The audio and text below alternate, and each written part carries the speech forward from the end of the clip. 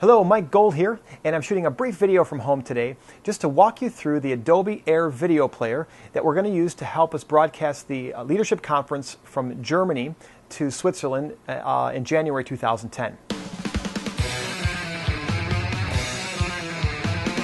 All right, well, normally when I shoot a little training video like this, I would do so through a screen capture. But today I'm going to do something a little bit different. And that's because in Switzerland, we're going to be using this little Pro video player, Flash player, through multiple devices. We'll have our primary decoding computer that's going to decode the H.264 video, and then that's going to connect to a secondary display, or in this case, I have an LCD monitor. In Switzerland, we'll be connecting to an external projector, and that's going to play back the video for the larger audience. This also assumes that you've already downloaded and installed the ProFlash player and Adobe Air. And on the Mac, it automatically put it in the applications folder of my Mac. On the PC, as you're installing it, it should ask you, as you're installing it, if you'd like to put a shortcut on your desktop. You should also be able to find it under the Programs folder under your Start menu.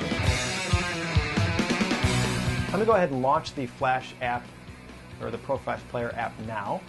And most of the time you'll be setting up the video, connecting out to it, and getting it ready on your primary display. And you'll drag and drop it over to your secondary display when you're ready to go to full screen.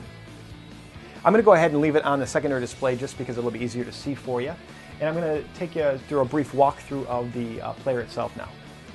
Starting at the upper left-hand corner, you see a little drop-down channel selector. It by default starts at channel 1. That'll actually be set up to go to our channel 1 is the primary stream, so you don't really have to change anything there. Once it's channel 1 selected, you'll see right next to it is a little URL input box that points to a website that has a XML file. That XML file actually is the file that will point to the RTMP stream.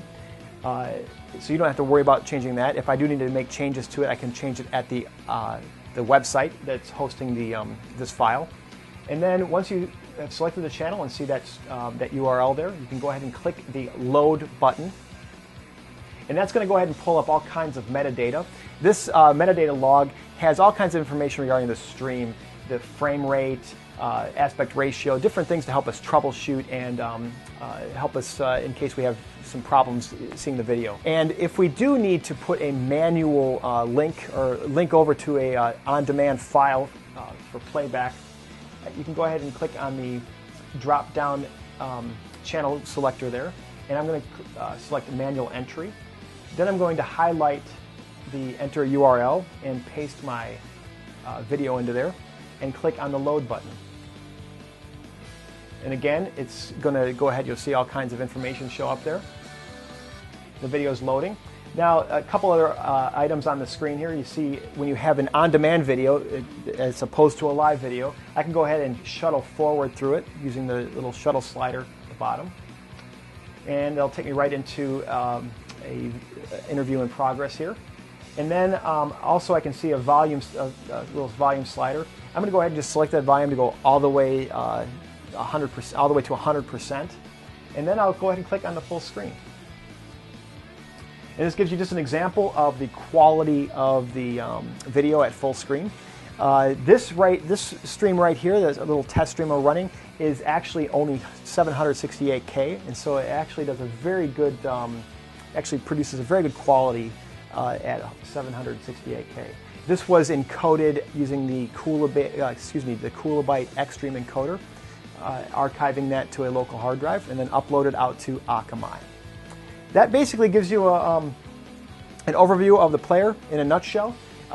If you need to, while you're in full screen mode, another little feature of the player is while you're in full screen mode, if you need to go back to your primary display to set audio settings or set something else on the primary display, it will not come out of full screen mode when you click over to the other display.